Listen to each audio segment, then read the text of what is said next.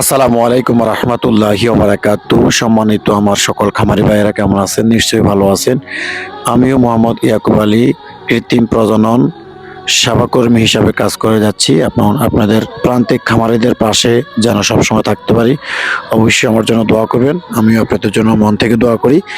আর অবশ্যই আমার এই চ্যানেলটি কে কোত্থেকে দেখছেন, যদি আপনার ভালো লেগে থাকে অবশ্যই সাবস্ক্রাইব করতে ভুলবেন না এবং শেয়ার করে অন্যকে দেখার সুযোগ করে দেবেন। আর আজকে একটি কঠিন ও জটিল একটি রোগের বিষয় নিয়ে আপনাদের সামনে আমি হাজির হয়েছি। সেটি হচ্ছে এটি লাম্পি স্কিন ডিজিজ, একটি মারাত্মক এটি মহামারী একটি রোগ।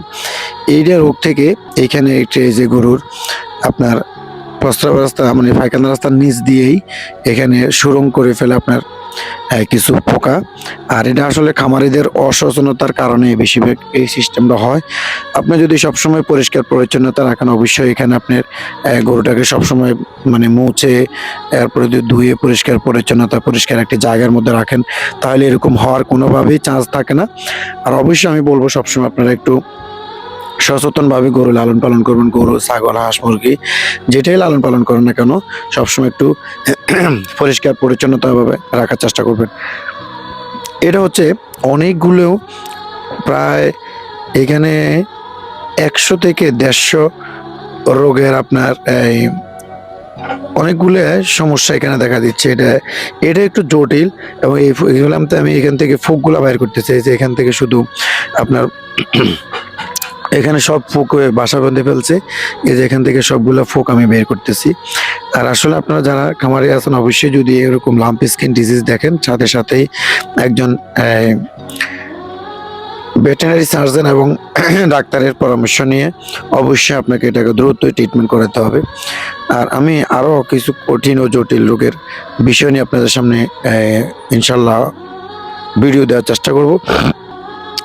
আর আসলে আপনারা যারা এখনো গরুকে বিভিন্নভাবে লালন পালন করেন, অবশ্যই গরুকে ভ্যাকসিন দিয়ে দিবেন। অবশ্যই ভ্যাকসিন দিলে একটু ভালো থাকবে। আর লাম্পি স্কিন ডিজিজের কিছু ভ্যাকসিন পাওয়া যায় এখন বিভিন্ন কোম্পানির, এগুলো দেওয়ার চেষ্টা করবেন। আর আপনারা খুরা রোগের টিকাও দিয়ে দিবেন। খুরা রোগের টিকা দিলে ইনশাল্লাহ ওইটা থেকে আপনারা রক্ষা পাবেন। এই যে দেখছেন, এই যে এগুলো হচ্ছে, এই যে এক একটা ফোক অনেক বড় বড়। আমি আপনাদেরকে সবগুলো করব।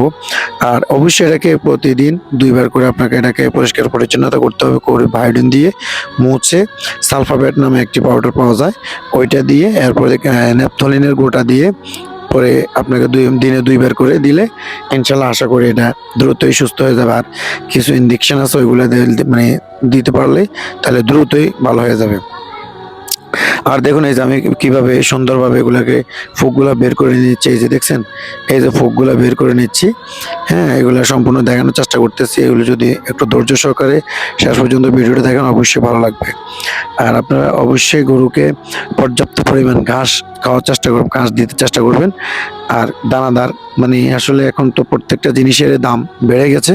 তা আপনারা একটু যারা বিভিন্নভাবে খামার করতে চাচ্ছেন, অবশ্যই আগে আপনি ঘাসের একটি জমির প্রয়োজন, আগে ঘাসের একটি জমি করে নেবেন, তারপর খামারের জন্য চেষ্টা করবেন।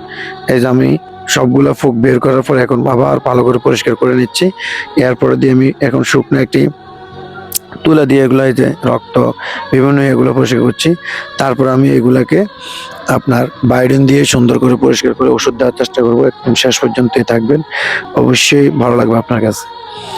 আর যারা গরু লালন পালন করেন অবশ্যই আমি বারবারে বলি একটি কথা, যে অবশ্যই আপনারা যে জায়গার মধ্যে গরুগুলা লালন পালন করেন ওই জায়গাটা অবশ্যই ভালোভাবে সুন্দরভাবে আপনাকে পরিষ্কার পরিচ্ছন্নতা রাখতে হবে। তাহলে অবশ্যই আপনার গরুগুলো এরকম জটিল আর হবে না ইনশাল্লাহ আশা করি। যদিও রোগ হয় তাহলে কম হবে। আর অবশ্যই আরেকটা জিনিস, এই যে দেখুন গরুটা সাটি করতেছে, এটা হচ্ছে গরুর গলার মধ্যে ফাঁস লেগে গেছে। অবশ্যই গরুর রশি আপনারা প্রতিদিন 1 বার 2 বার করে চেক করবেন। গরুর গলায় রশি ঠিক আছে কিনা, গোড়ামণি ঠিক আছে কিনা, রশি ঠিক আছে কিনা। দেখুন এটা কিন্তু মারাত্মকভাবে আপনার এই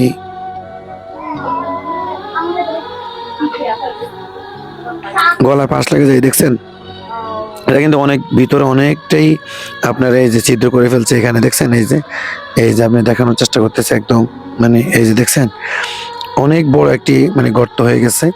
এই গর্তটা মানে অনেকটাই মানে খুবই ফোকা আক্রমণ করে ফেলছে এটাকে। আর এই বাচ্চাটা আজকে অনেকদিন দীর্ঘদিন ধরে এই বাচ্চাটা আপনার এই লাম্পি স্কিন ডিজিজে ভুগতেছে। তো আসলে এটা চেষ্টা করতেছি সুন্দরভাবে একটু ট্রিটমেন্ট করার জন্য, এবং দেখা যাক আল্লাহ শেষ পর্যন্ত কি করে।